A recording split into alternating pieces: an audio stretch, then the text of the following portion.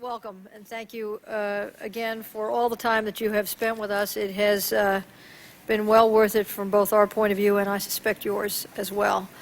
One of the observations one might make about the guiding principle for some of the changes you've made is to align responsibility and capabilities. My question for you, my first question for you is this. You have done that within the FBI, but we had a panel just before you of numerous entities with a bewildering array of alphabet in front of them.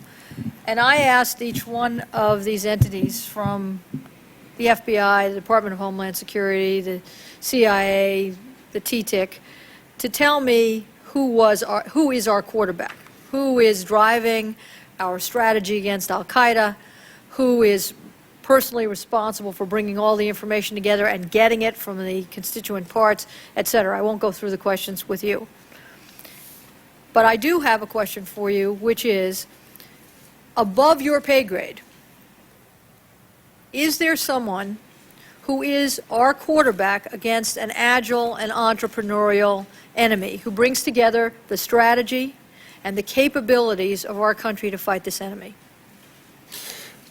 Yes, I think there is. And I do believe it's the NSC and the Homeland Security Council and the staff for the overarching strategy. In other words, the overarching strategy against al-Qaeda, in my mind, is established at that coordinated level in much the same way our foreign policy is developed, where you have a number of different agencies that have a role, whether it be the State Department, the CIA, the Department of Defense. And I believe that the strategy is set there, where there is a particular raising of the threat, the integration of the information and the taskings is there. And that's where we are at this point in time. Now, is there another model that might work better? I really don't know, because I'm not all that familiar with all aspects of the intelligence community. I will tell you that in terms of developing intelligence and then pursuing the tasking, certainly domestically, I believe that we, along with Homeland Security, work closely together to do that, and internationally, George Tenet has the responsibility and the capability of understanding, developing the intelligence, and doing the taskings. And where, as I pointed out before, where the gaps existed before are on the issues where you have a transnational intelligence operation. And the importance for us after September 11th is to assure that we fill those gaps where there is intelligence overseas and intelligence domestically that intersects. And we have addressed that problem by establishing teams whenever we have that type of information and working it jointly. And it has been tremendously effective. Much of it I cannot talk about here today. But when we say that there are substantial numbers of al-Qaeda leadership have been detained overseas, it is because exactly of that integration, that teamwork that we have in those transnational intelligence operations. And the last point I would make on that is I do not think you can underestimate the impact of having us together at Langley, not in Langley, at Tyson's Corner will have. Having us in the same building with separate collection responsibilities, but then close to each other and close to TTIC is going to make a tremendous difference in terms of solidifying those relationships and easing that exchange of information between our two components. Are you a member of the National Security Council? I am a principal for many. I am generally a principal for anything having to do with terrorism and law enforcement. I certainly am not a member of the National Security Council for military actions, that kind of thing. Are you a member of the Homeland Security Council? Yes. Do you need two councils? Yes. Because? No, because I think when you look at Homeland Security, you have something like an anthrax scare. It's very important that Governor Thompson be sitting at the table. If you're looking at transportation within the United States, it's very important that Secretary Mineta be sitting at the table. I don't think it's important for those individuals necessarily to be sitting at the table when the National Security Council is determining what we do vis-a-vis Indonesia or Saudi Arabia or Iraq or what have you. So I do believe that there's you're not at the table when the National Security Council is looking at Indonesia or Saudi Arabia either.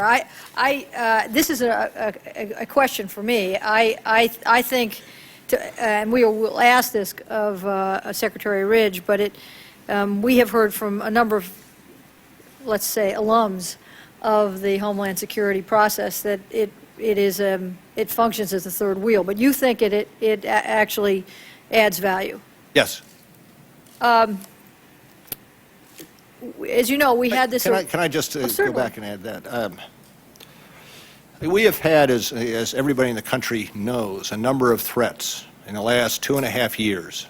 The threat level has been raised, and the Homeland Security Council brings together those within the administration that play some role in either gathering the intelligence, analyzing the intelligence, and then determining what steps need to be taken as a result of that intelligence.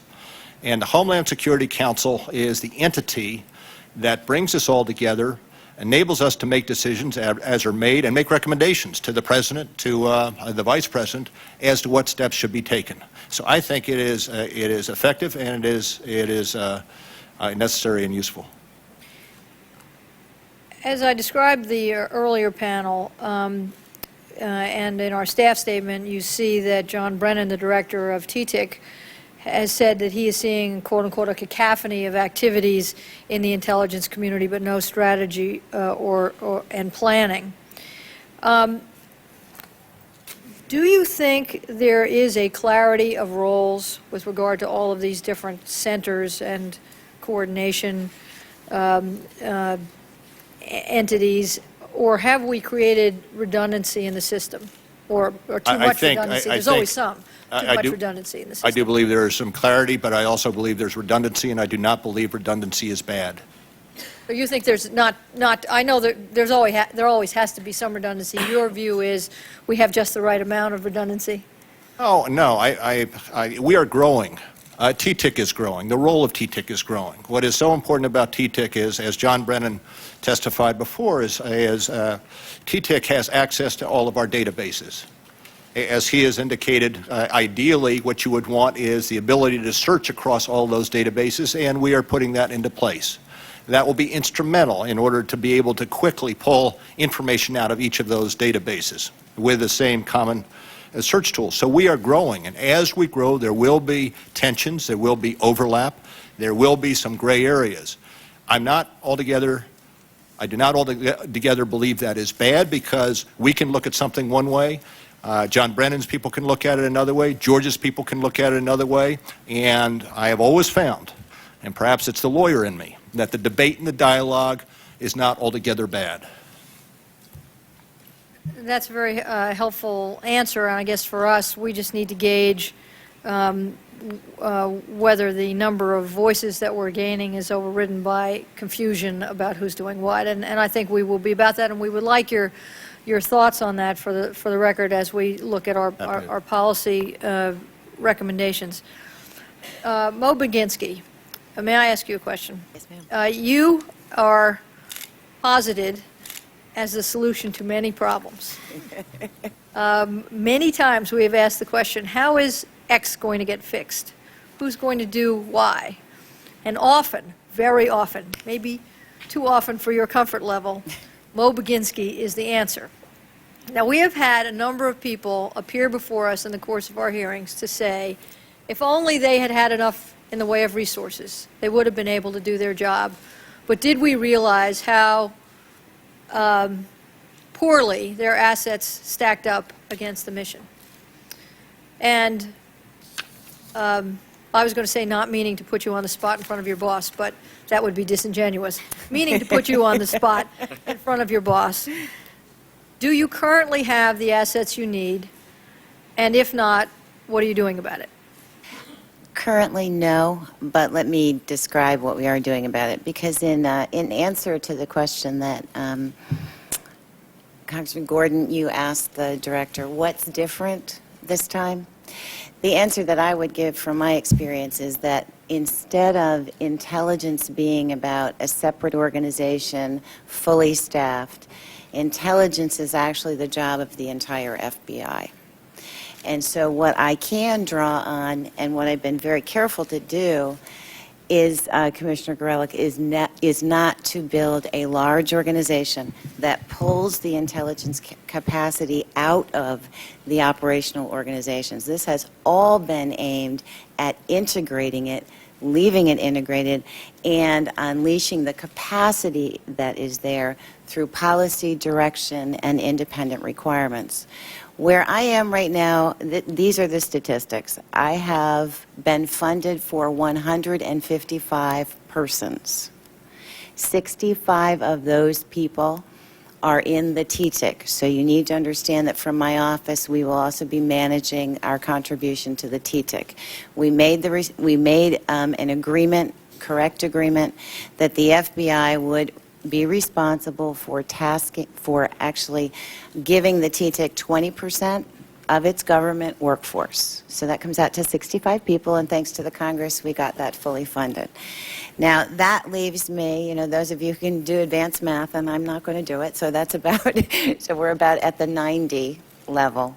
And where I am is staffed right now at 51 with permanent personnel. I have 7 TD wires. I have been very, very fortunate to get the personal support of George Tenet, Charlie Allen, and Don Kerr in giving me 2 senior CIA executives that are helping me manage. I have also been very fortunate in having my boss's support to get funding to bring a group from MITRE and a group from RAND in that has bought me the kind of intelligence community experience in years, right, that would be very difficult for me to replicate in the form of FBI personnel. And where we are right now is we have 39 positions remaining to be filled. I know that's right. 26 of them are in the staffing process already. So frankly, I'm approaching single-digit fix, and that is largely because the whole FBI has supported me in this. It is not easy to start an organization from scratch anywhere. And we've done well. Last question. Yes, if you get what you need, if you get what is planned, will you have enough? I will have enough because intelligence is actually going to be done in a distributed way. So as you turn the intelligence functions in the field and in the investigative divisions against the processes that we've established, we'll be okay, Jane. Yeah. Thank you.